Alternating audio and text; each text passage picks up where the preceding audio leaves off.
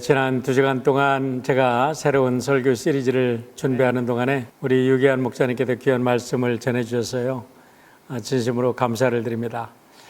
그런데 지난 2시간 동안 이렇게 날씨들을 보니까 그 어떤 때보다도 이 캘리포니아는 엄청난 폭염이 쏟아졌고, 또 우리의 조국과 우리 중국에 보면 전례 없었던 엄청난 홍수가 나서 많은 사람들이 고통을 했던 것을 우리가 기억을 합니다. 특별히 이번 우리 캘리포니아의 산불은 아주 특이한 것이 대부분 마른 번개로 인해서 산불이 났다고 이야기를 합니다. 기록해 보니까 지난 15일부터 26일까지 이 마른 벼락이 14,000번이나 노스 캘리포니아에 떨어졌다 그래요.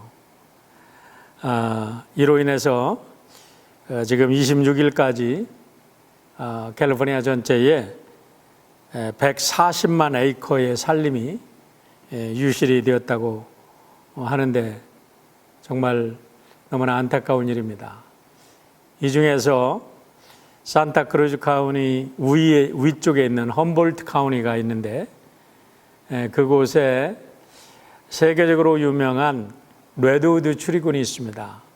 그 레드우드 추리군 18,000에이커도 불이 탔다고 해서 참 마음이 아팠는데, 다행스러운 것은 전문가들의 이야기를 들어보니까 겉으로는 탔지만 이제 비가 내리고 또 시간이 지나면 2, 3년 내에 새싹이 돋고 다 이제 회복이 된다는, 금방 회복이 될 것이라는 그런 이야기가 있어서 얼마나 감사한 일인지, 다행스러운 일인지 가슴을 쓰려내리기도 했습니다.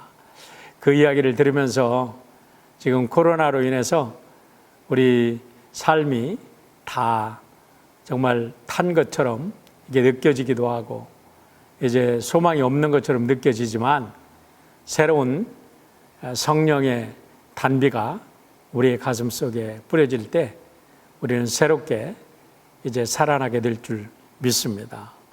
겉모양만 보지 말고 실망하지 말고 승리하시는 여러분 모두가 되시기를 바랍니다. 어쨌든 지난 수요일에도 하루에 400여 건 이상의 이런 lightning strikes, 그러니까 벼락, 우리나라 말로 벼락이 떨어진 거죠. 그리고 현재 15,000명의 소방관들이 24곳에 흩어져서 지금 불을 끄기 위해서 최선을 다하고 있다고 하는데, 우리 소방관들을 위해서도 함께 기도하시는 여러분 되시기를 바랍니다. 역대하 7장 14절에 보면 이런 말씀이 있습니다.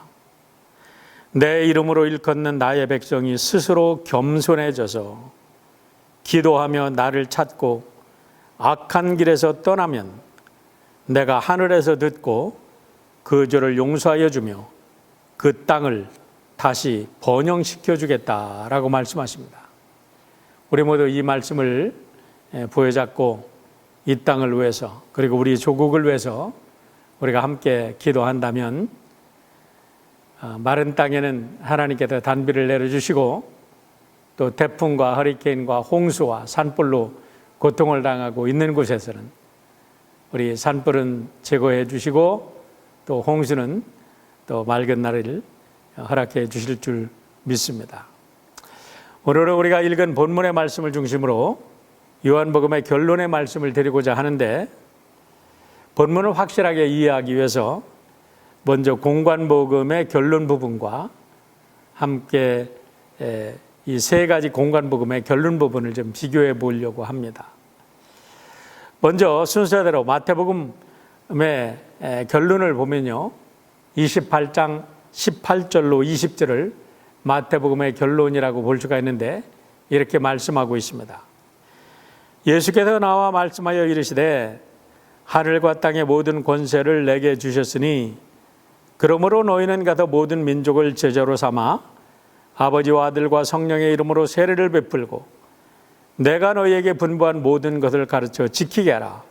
볼지어다 내가 세상 끝날까지 너희와 항상 함께 있으리라 라고 말씀합니다. 여러분 이 말씀 너무 잘 알지죠? 이것을 우리가 지상명령이라고 말하기도 하고 The Great Commission이라고도 말하기도 하고 Making Disciple이다. 이렇게 이 본문을 통해서 우리가 제자 만들기다. 이렇게 말하기도 합니다.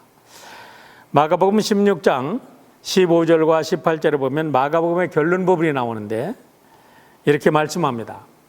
또 이르시되 너희는 온 천하에 다니며 만민에게 복음을 전파하라. 믿고 세례를 받는 사람은 구원을 얻을 것이요 믿지 않는 사람은 정죄를 받으리라. 믿는 자들에게는 이런 표적이 따르리니 곧 그들이 내 이름으로 귀신을 쫓아내며 새 방언을 말하며 뱀을 집어 올리며 무슨 독을 맞을지라도 해를 받지 아니하며 병든 사람에게 손을 얹은즉 나으리라 하시더라 라고 말씀합니다. 확신을 가지고 복음을 전하라는 말씀이죠. 누가복음 24장 47절로 49절에 누가복음의 결론이 나오는데 이렇게 말씀합니다. 또 그의 이름으로 죄사함을 받게 하는 회개가 예루살렘에서 시작하여 모든 족속에게 전파될 것이니 기록되었으되 너희는 이 모든 일의 증인이라. 볼지어다 내가 내 아버지께 약속하신 것을 너희에게 보내리니 너희는 위로부터 능력으로 입혀질 때까지 이 성에 머물라 하시니라 라고 말씀합니다. 여기서도 예수님의 증인이 되라고 말씀하시는데 사실 누가복음의 결론은 여기서 끝나는 게 아니라 누가복음의 속편인 사도행전 1장 8절에서 끝나고 있습니다. 사도행전 1장 8절은 여러분들이 너무나 잘 아는데요. 한번 보겠습니다. 너희가 오직 성령이 너희에게 임하시면 너희가 권능을 받고 예루살렘과 온 유대와 사마리아 땅끝까지 이르러 내 증인이 되라 하시니라 라고 말씀합니다. 이것을 종합해 보면 경관복음서의 결론은 예수님에 대해서 알고 믿고 구원을 받으면 이제부터는 제자로서 예수님의 복음을 전하는 증인이 된다는 것입니다.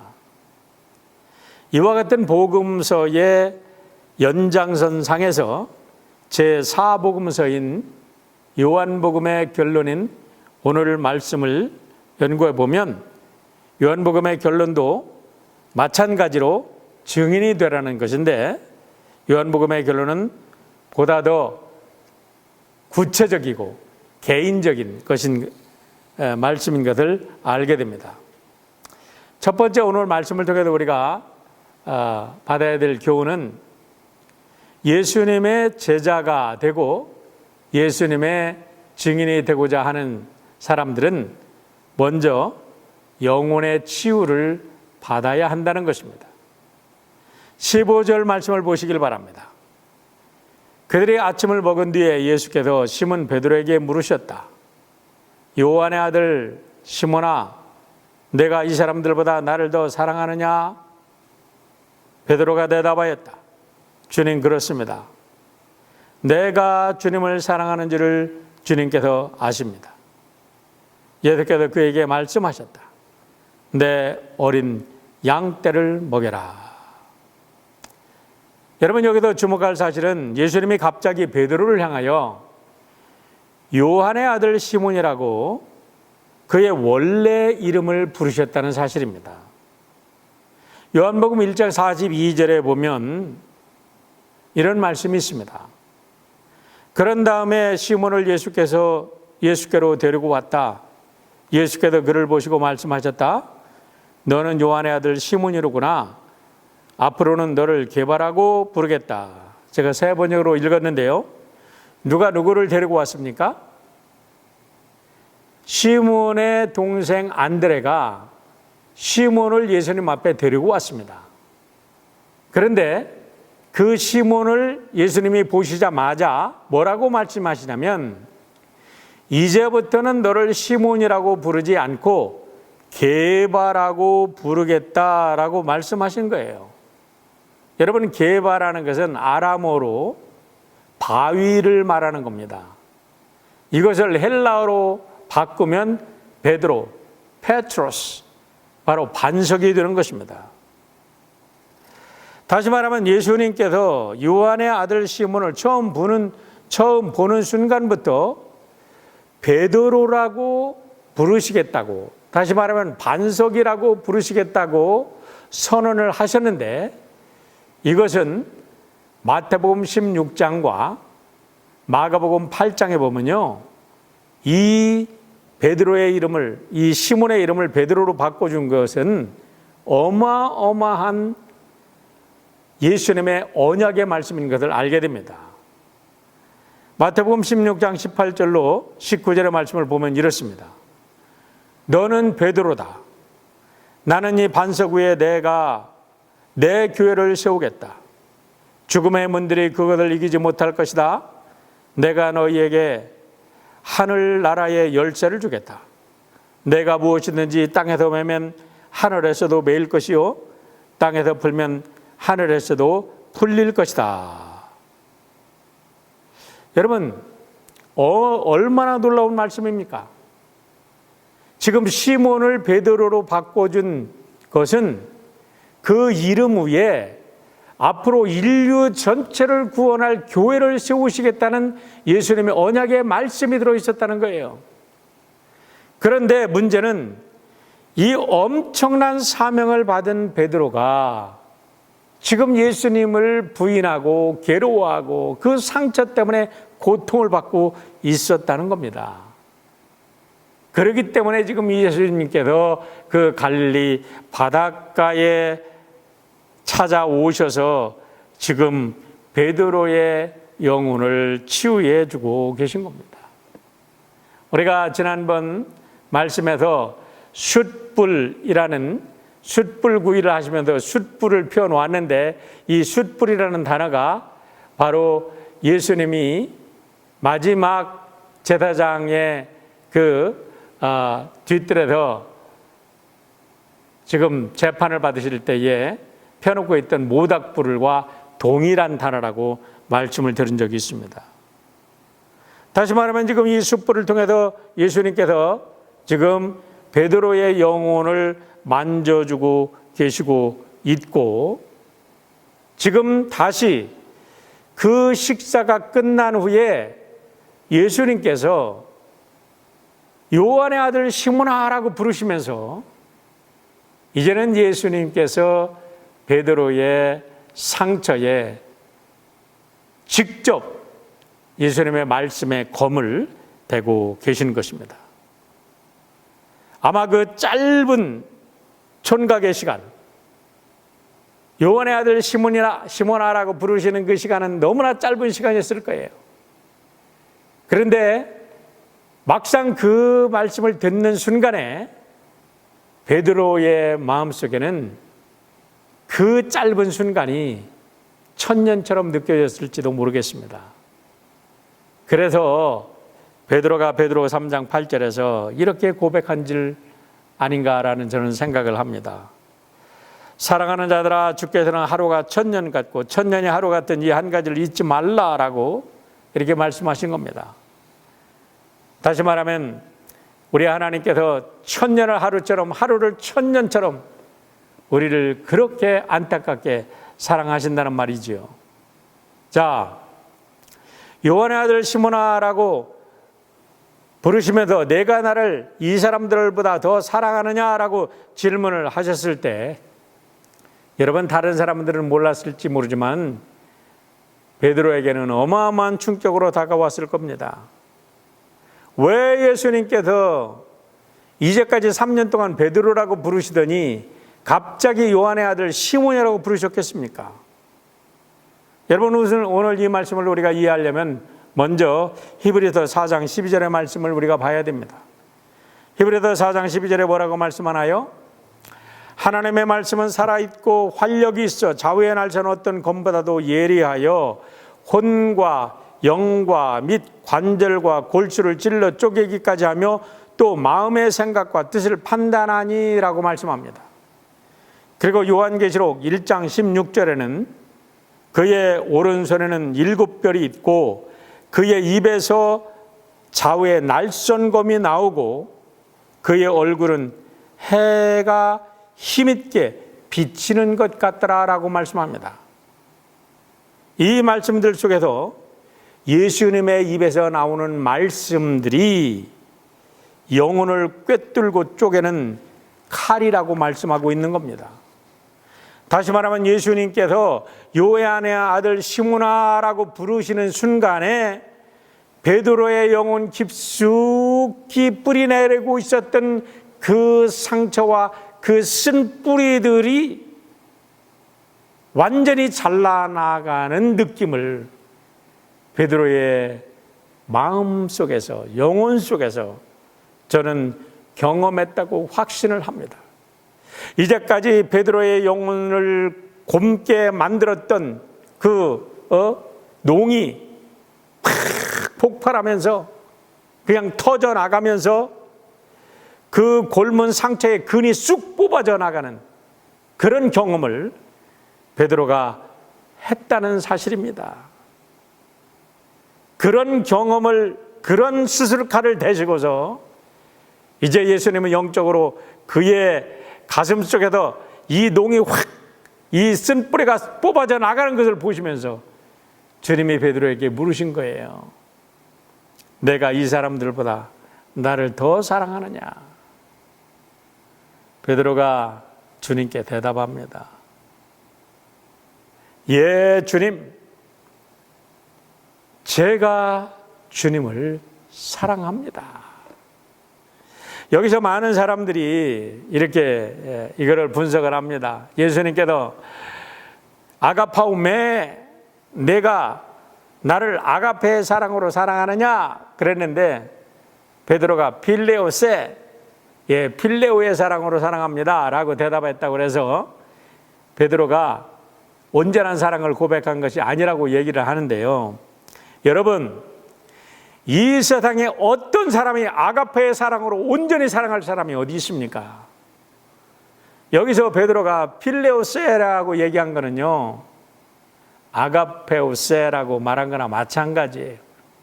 이것을 가지고 뭐 아가페의 사랑으로 사랑했느니 필레오의 사랑으로 사랑했느니 저도 옛날에는 그렇게 분석을 했지만 사실 그렇게 따질 것은 아닙니다.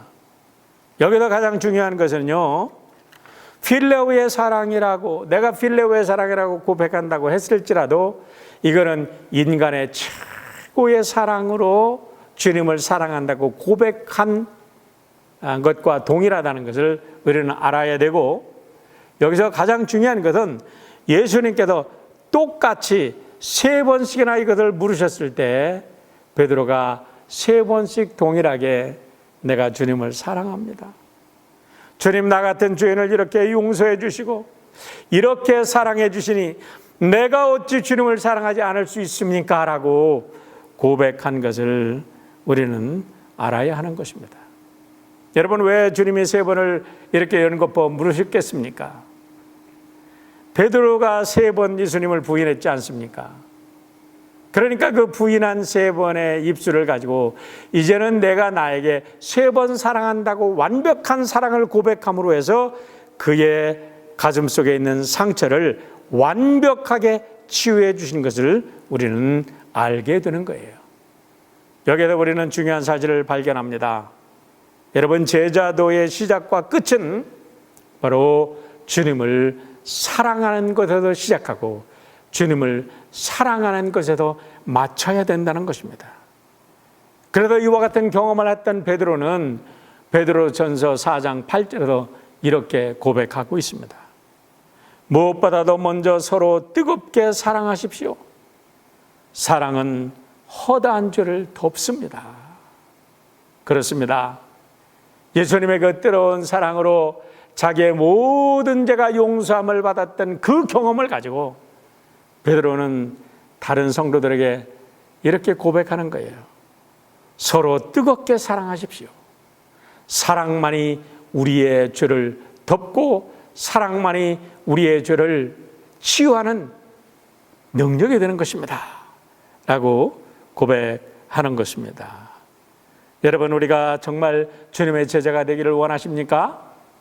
그렇다면 우리 먼저 예수님의 사랑을 경험하고 우리의 가슴 속에 있는, 우리의 영혼 속에 있는 그 영혼의 상처, 쓴 뿌리가 제거되지 않으면 우리가 예수님의 참된 제자가 될 수 없다는 것입니다.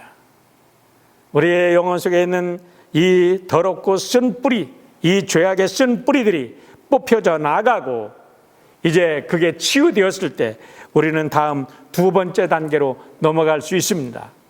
두 번째 단계가 무엇입니까?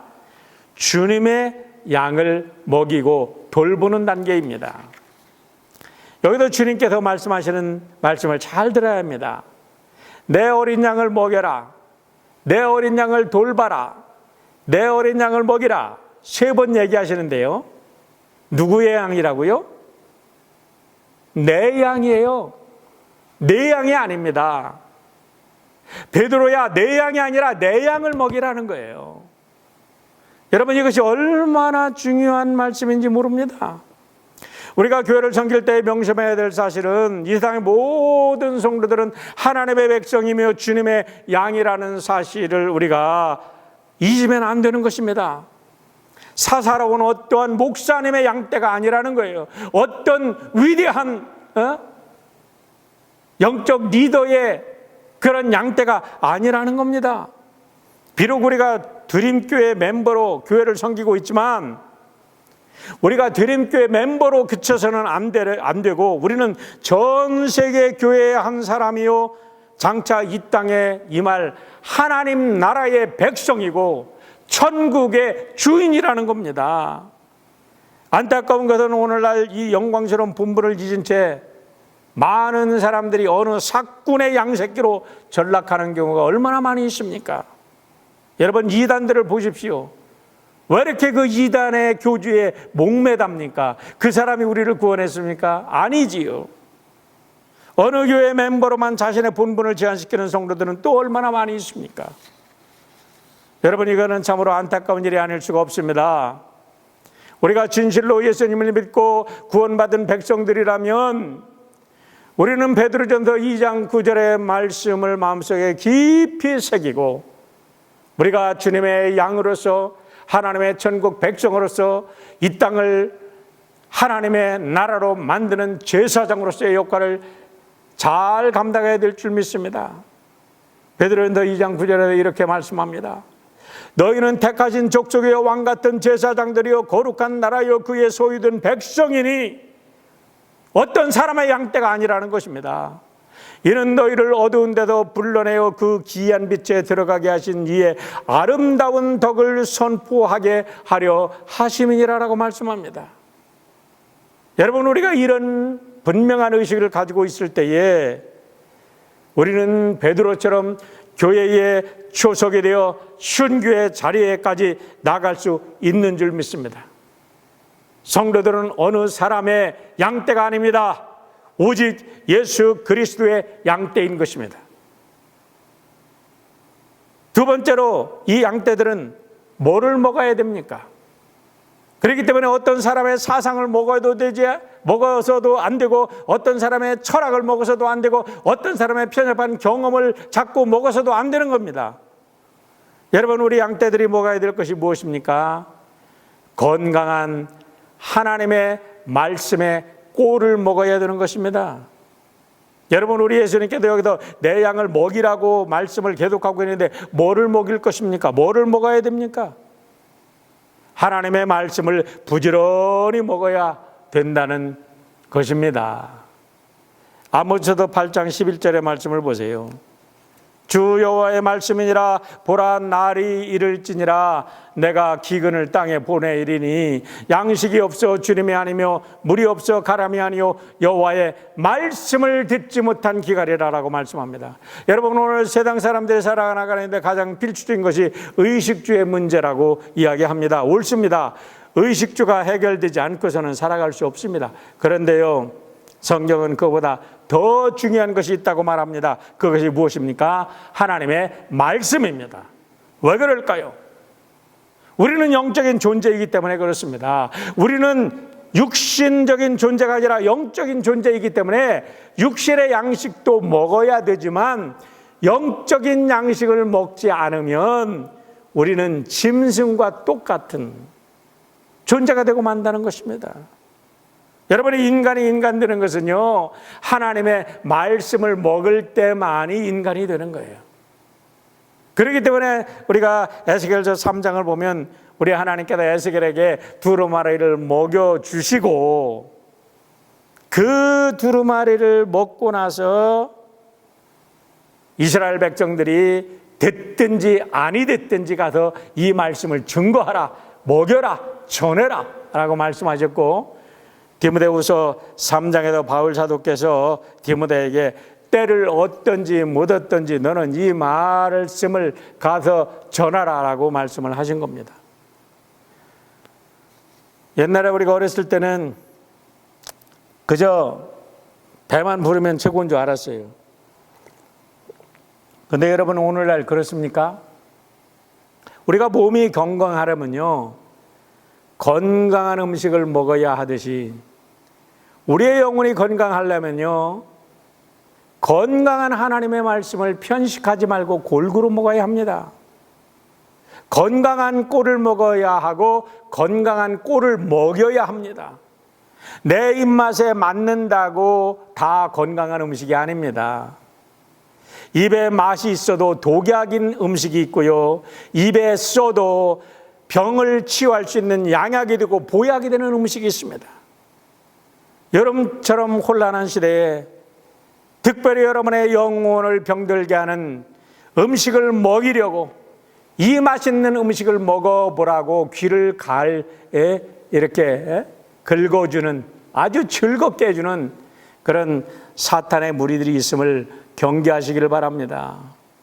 제가 요한계시록을 강의하기로 결단한 것도 지금 이와 같은 혼란한 시대에 이와 같이 성도들의 영혼을 현혹하는 많은 무리들이 이제 등장할 것을 알기 때문에 여러분들이 좌로나 우로나 치우치지 아니하고 오로지 하나님의 성전에서 나오는 건강하고 아름다운 꼴을 먹고 건강해지라고 요한계시록 말씀을 증거하려고 지금 연구하고 있는 것입니다.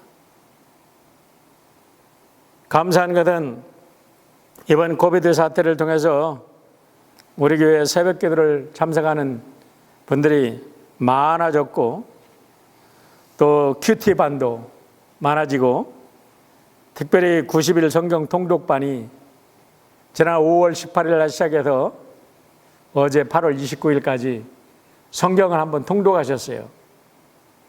처음에 등록하신 분이 60명이었었는데 마지막까지 완주하신 분이 몇 명이 된지는 모르겠습니다.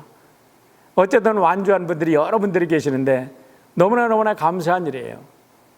하지만 한 번 완주했다고 끝난 게 아니라 이번 9월 7일부터 다시 바로 시작을 해가지고 우리가 성탄절 전주에 또 2차로 90일 통독이 시작이 되는데 여러분 많이 참석하시기를 부탁을 드립니다. 우리가 정말로 예수의 참된 제자가 되기를 원한다면요, 우리가 예수 그리스도의 꼴을 잘 먹어야 되고 꼴을 잘 먹일 수 있는 하나님의 백성들이 되어야 될 줄 믿습니다. 세 번째는 제자를 양육하라는 것입니다. 오늘 예수님께서 3번 연속 내 양을 먹이라, 내 양을 치라, 내 양을 먹이라고 말씀을 하셨는데 자세히 보면요, 처음에 말한 내 양은 어린 양입니다.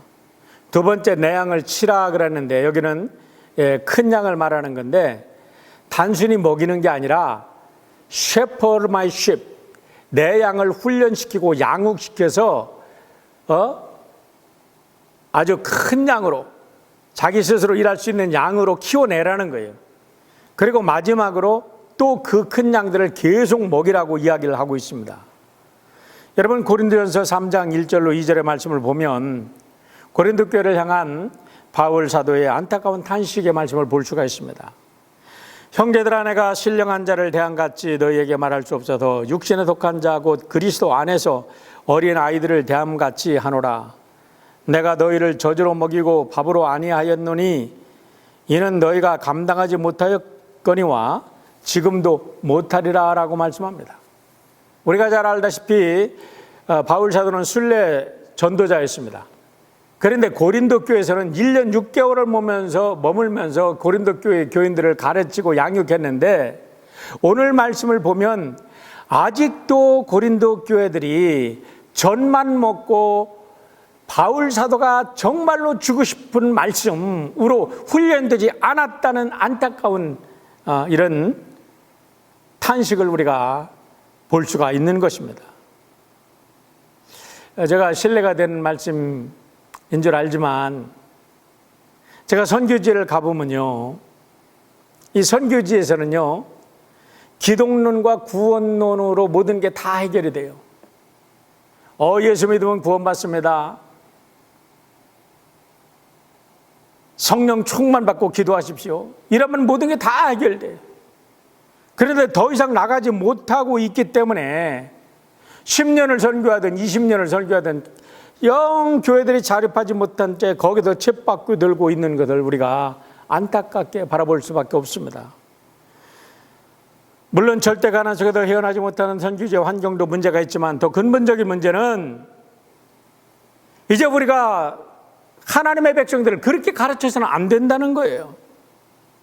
여러분, 하나님의 백성들을 정말로 참 제대로 가르치려고 한다 그러면 이제는 구원받고 이제는 성령 충만 받으라 라는 말로만 그치는 게 아니라 그 앞에 더 나가야 됩니다. 교회 공동체가 무엇이고, 주일 성수는 어떻게 해야 되고, 11조는 왜 해야 되고, 전도는 왜 해야 되며, 선교는 왜 해야 되고, 봉사와 헌신은 어떻게 해야 되고, 말씀 훈련은 어떻게 받아야 되고, 교회 지도자가 되는 것은 무엇이고, 책임의식은 무엇인가, 교회 사회적 참여는 무엇이고, 국가와 사회와 교회의 관계, 사회 정의와 공의, 그리고 자연에 대한 인간의 책임이 무엇인가 등등 평생을 가르치고 평생을 먹여야 하는 것입니다. 가르치는 방법은 준구난방이고 내용은 한결 같다면 언제 여러분 우리가 성장해도 제자가 될 것입니까? 언제 성숙한 그리스도인이 될 것입니까? 일시적인 감동과 감정적인 몰입만이 기독교 신앙의 전부로 가르쳐주는 그와 같은 잘못된 행태를 이제는 우리가 재현해서는 안 되고, 이제는 우리가 더 깊은 차원에 들어가서 진정으로 제자가 되기 위해서, 헌신하는 제자가 되기 위해서 십자가 위에 달려서 죽으신 예수 그리스도의 그 모습을 담기 위해서 우리가 나를 내려놓고 십자가를 지고 나를 부인하고 주님을 쫓아가는 우리 모두가 되어야 될 줄 믿습니다. 전에도 말씀드렸지만은 우리나라의 복음이 전파될 때 얼마나 가난했습니까? 얼마나 가난하고 얼마나 힘들었으면 아펜잘러 선교사가 첫 번째 보고서에 이렇게 보고를 한 것을 제가 도서관에서 찾아 읽은 적이 있어요. 한국 사람들은 개처럼 사납고 돼지처럼 지저분하다. 그의 첫 선교 보고입니다. 그런데요, 그런 보고가 있었던 130년 후에 오늘 한국교회의 모습을 보십시오. 물론 한국교회에 많은 문제가 있습니다. 아직도 사회적 책임과 국가와 교회 그리고 세계적인 교회로서의 책임을 다할 이런 성숙한 모습도 많이 있지만, 그러나 몇 가지만 해결한다면 우리 한국교회는요, 세계 제1의 교회로서 오늘 하나님 나라를 이 땅에 이루는 위대한 교회라고 우리는 감히 말할 수 있을 것입니다. 왜 그렇습니까? 가르쳐야 됩니다. 헌신해야 됩니다. 희생해야 됩니다. 코로나 사태 속에도 앞으로 다가오는 지구의 온난화와 엄청난 재앙과 맞서서 싸우면서 그리스도인의 사랑과 자비와 정의를 실천하는 위대한 제자를 양육해야 되는 그런 교회의 사명을 감당하지 못한다면 교회는 이제 모든 세상 사람들로부터 버려져서 맛을 잃어버린 소금처럼 밖에 버려져 예수님 말씀처럼 밟힐 뿐일 것입니다. 이제 우리는 전진해야 됩니다. 멈추지 말고 나아가야 됩니다. 달라스 윌라드의 말처럼 우리의 육신과 영혼이 복음서에 완전히 적셔져서 이 땅에 하나님 나라를 건설하는 위대한 백성으로 우리가 우뚝 서야 될 것입니다. 하나님 나라를 이 땅에 건설한다는 것은 막연한 것이 아닙니다. 우리의 삶의 현장에서 하나님의 말씀을 순종하고 하나님의 말씀의 열매를 맺을 때에 그곳 우리들의 삶의 현장이 하나님의 나라가 이루어지는 현장이 되는 줄 믿습니다. 오늘 여러분 모두 예수 그리스도의 참된 제자로서 여러분과 제가 서 있는 곳이 하나님 나라가 되는 축복의 성도가 되시기를 주님의 이름으로 부탁을 드립니다. 다 같이 기도하겠습니다. 사랑의 아버지 하나님, 오늘도 하나님의 귀한 말씀을 들었습니다. 말씀을 듣고 우리가 또 금방 잊는 사람들이 아니라 진정 우리의 가슴속에 깊이 새겨서 주님께서 베드로에게 부탁하셨듯이 우리가 예수 그리스도의 복음을 증거하고 우리에게 맡겨진 귀한 양떼들에게 하나님의 생명의 꿀을 먹이고 양육시키기 위해 헌신을 다하는 우리 모든 드림의 가족들이 될 수 있도록 축복하여 주시옵소서. 감사드리며 예수님의 이름으로 기도하옵나이다. 아멘.